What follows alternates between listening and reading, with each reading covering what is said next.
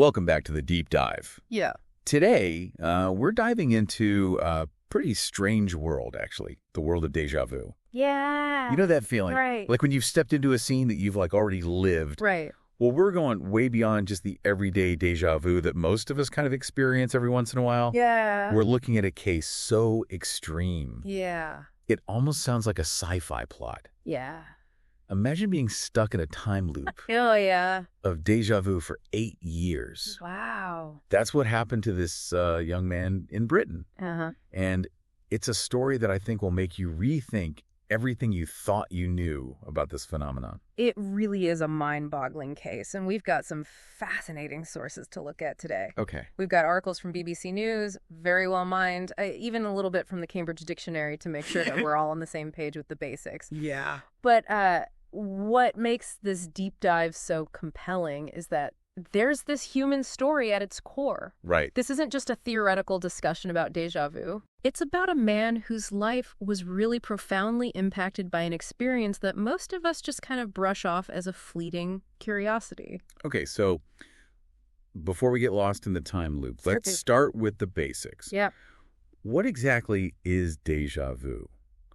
I feel like we all have an idea, Right. but maybe a clear definition would be helpful.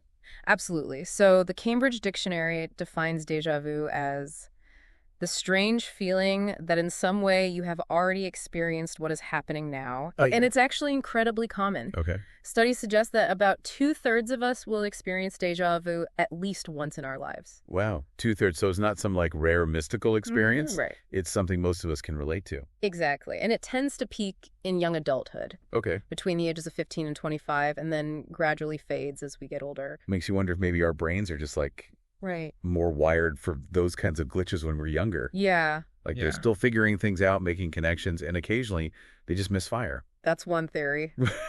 But let's get back to that man who experienced déjà vu for 8 years. Okay. His story, as detailed in the BBC News article, really challenges our understanding of how powerful and debilitating this phenomenon can be.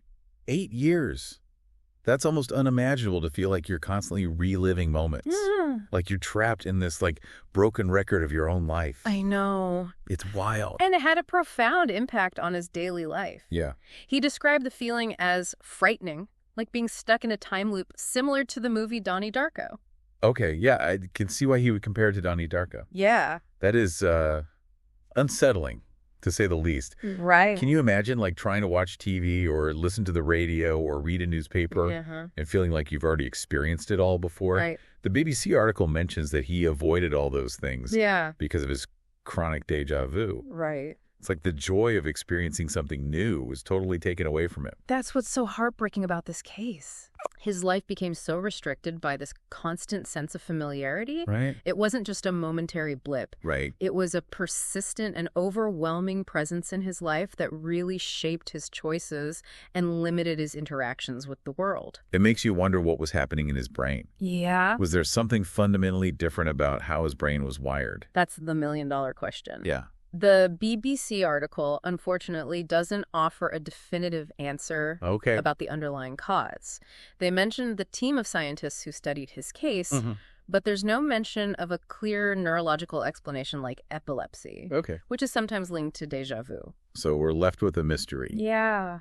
But the scientists did offer at least one intriguing theory, right? Yes. They suggested that his chronic déjà vu might be tied to his history of anxiety. Okay. It's a fascinating possibility, Yeah. and it actually aligns with some other research we have. Okay. The Very Well Mind article, for example, highlights a case where a man experienced really intense déjà vu. Okay. After taking flu medication, Wow. that affected dopamine levels in his brain. Okay. Dopamine, of course, plays a key role in our emotional responses, including anxiety. Wait, so are we saying that anxiety could somehow be a trigger Yeah. for déjà vu? That's one theory. That's a pretty wild thought. I always assumed it was more of a brain wiring issue, like those misfiring neurons that you mentioned earlier. It's definitely a complex puzzle, Yeah. and we can't draw definitive conclusions from just a couple of cases. Right. But the potential link between anxiety and déjà vu is certainly worth exploring further. Yeah. It raises questions about the interplay between our emotional state Uh-huh. and those strange glitches in our perception? So on one hand, we have this possible anxiety connection. Right. On the other hand, there's the brain twitch theory, where neurons misfire and create those false senses of familiarity. Yeah. What other explanations are out there? Well, there are a few, and they offer a fascinating glimpse into how our brains try to make sense of the world around us. One theory, explored by Professor Ann Cleary at Colorado State University, focuses on how we process familiar elements Okay. in our surroundings. Okay. Think about the layout of a room, for example. Yeah. Her research using virtual reality suggests that even something as simple as spatial arrangement Okay. might trigger a false memory, leading to that feeling of déjà vu. So it's like our brains are constantly scanning for patterns, trying to find shortcuts Yeah. to understanding our environment. Yeah. And sometimes in that quest for efficiency, they create these little hiccups Right. in our perception. That's a great way to put it. Our brains are incredibly complex, Yeah. and they're constantly trying to predict what's going to happen next based on our past experiences. Right. Déjà vu might just be a side effect of that predictive process gone slightly awry. It's almost like our brains are saying, hey, I think I've seen this before, even though logically we know that's impossible. Right. It makes you wonder how much we can really trust our own senses. Right. That's a profound question, and one we'll delve into a bit deeper later on. Okay. But for now, let's shift gears and explore some of the lesser-known relatives of déjà vu. Okay. You might be surprised to learn that there's a whole family of these fascinating cognitive phenomena. Déjà vu with a family reunion. I'm intrigued. Yeah. Tell me more about these strange relatives. Okay. What kind of perceptual mischief are they up to? Well, you've probably heard of jamais vu. It's like the opposite of déjà vu. Okay. Instead of feeling like you've experienced something before, you get this strange sense that something incredibly familiar is suddenly completely alien. Okay. Imagine looking at a word you've read 1,000 times, like door, Yeah. and suddenly it just feels like a jumble of meaningless letters. Whoa, that's trippy. Yeah. It's like your brain just hit the reset button on something you know you should recognize. Right. The BBC article mentioned an experiment where they actually induced jamais vu in people by having them write the word door Right. over and over and over again. Exactly. It's called semantic satiation. Okay. The theory is that by repeating something so many times, your brain basically gets tired of processing it, and the meaning just gets lost in the noise. So it's like overexposure to a word or concept can actually make it lose its familiarity. Yeah. It makes you wonder if this happens with other things in life too. Right. Like, could we experience a sort of emotional satiation Interesting. where feelings become dulled or distorted through repetition? That's an interesting thought, and it speaks to how complex and interconnected our cognitive processes are. Right. It's not just about words or images, Yeah. emotions, memories, even our sense of self can be influenced by these subtle shifts in perception. Okay, back to Déjà Vu's family reunion. Sure. What other relatives are hanging out at this gathering? Well, there's presque bu, which you've probably experienced if you've ever had that tip of the tongue feeling. yeah. You know, when you're trying to remember a name or a word, Yeah. and you feel like you're right on the verge of getting it, but it just won't come to you. Oh, I know that feeling all too well. Yeah. It's so frustrating. That is. Like you can practically visualize the word or the person's face, Yeah. but the actual label is missing. Precisely. It's like your brain is trying to access a file that's been corrupted or misplaced. Okay. And it makes you realize how much of our mental agility relies on those quick, effortless connections between concept and label. Okay. So we've got jamais vu, the feeling of unfamiliarity with the familiar, Right. and presque vu, that frustrating, almost there Right. sensation. Right. What else is on the guest list? We also have déjà entendu. Think of it as the auditory version of déjà vu. Okay. It's that feeling you get when you hear a sound, a phrase, or a melody, Yeah. and you're absolutely convinced you've heard it before, but you can't quite place when or where. It's like hearing a song for the first time. Yeah. And having this uncanny sense that it's connected to a forgotten memory. It's almost eerie, isn't it?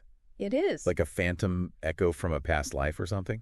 Exactly. And it raises questions about how our brains process and store auditory information. Right. It's fascinating to consider how sound can evoke such strong feelings of familiarity, Yeah. even when we lack a clear context for those feelings. So we've got all these intriguing relatives of déjà vu, each playing with our perception and memory in different ways. Yeah. But let's circle back to our main case study. Sure. The man who lived with chronic déjà vu for 8 years. Right. We've talked about anxiety as a possible trigger, Uh-huh. but are there other theories that might explain his extreme experience? There are a few, and they delve into the fascinating complexities of how our brains process sensory information Okay. and construct our sense of reality.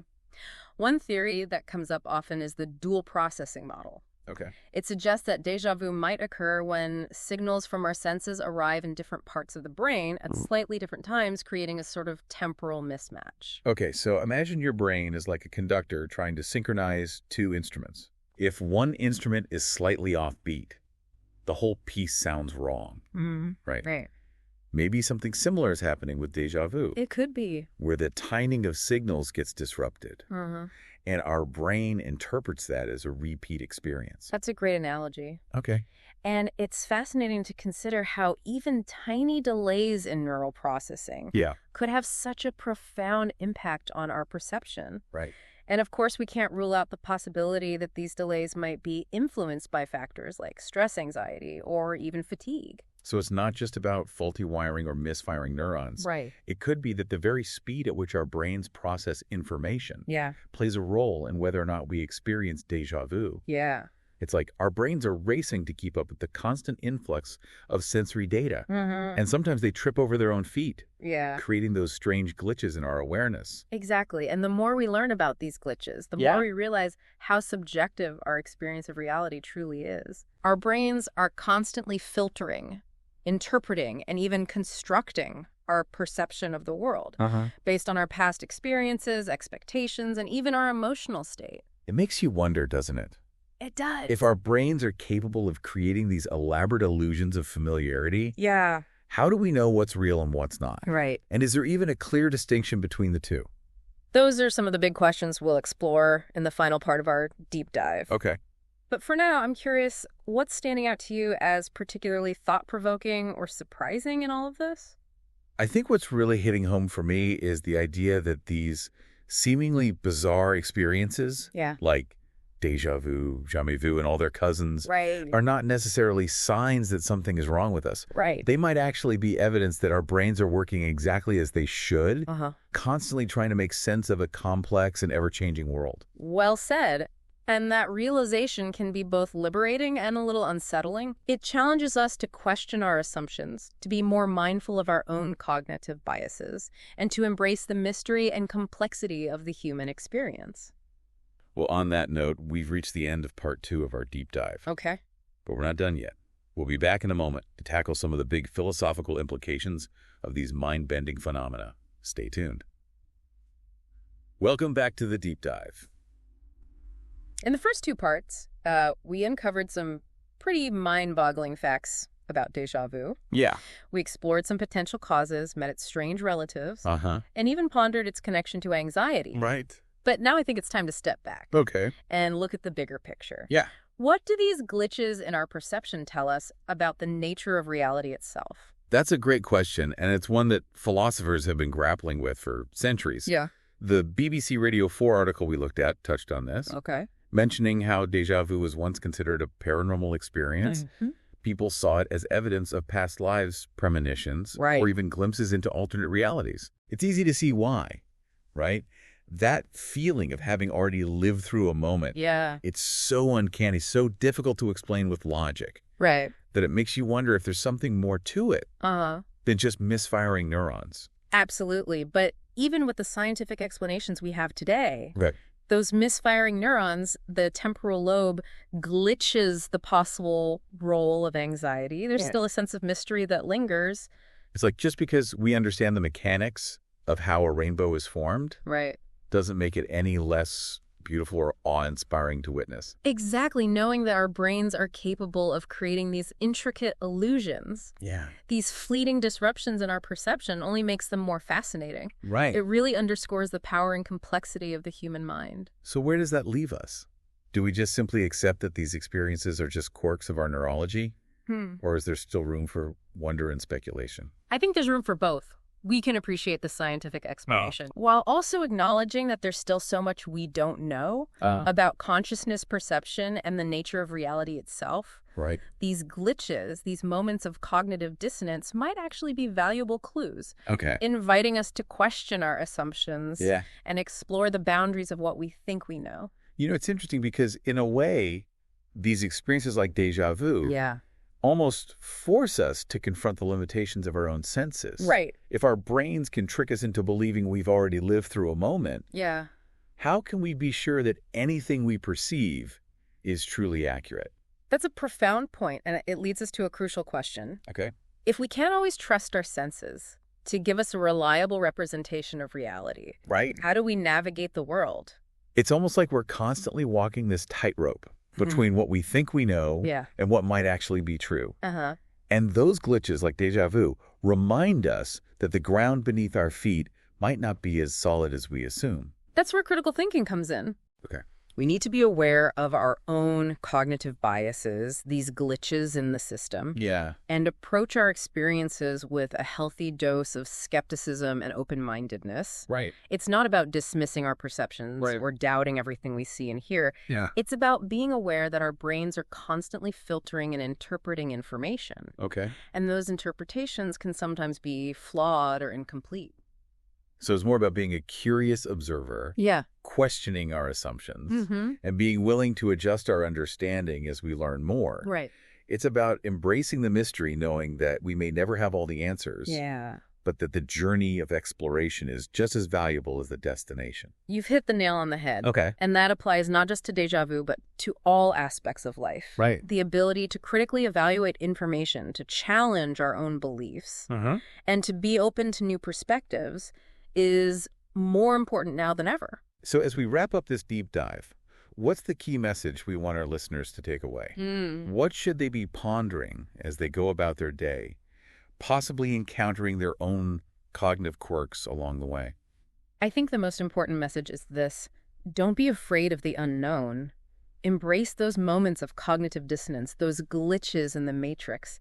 They might just lead you to a deeper understanding of yourself and the world around you. Beautifully said. And if you could leave our listeners with one final thought-provoking question, what would it be? If you could have perfect control over experiencing déjà vu, would you want to eliminate it entirely? Or is there something valuable about its mystery and the glimpse it might offer into how our brains create reality? It's something to ponder, isn't it? Absolutely. It's a reminder that sometimes the most fascinating journeys are the ones that take us off the beaten path into the realm of the unexplained. Thanks for joining us on this deep dive into the world of déjà vu and its intriguing implications. Until next time, keep exploring, keep questioning, keep those brains buzzing.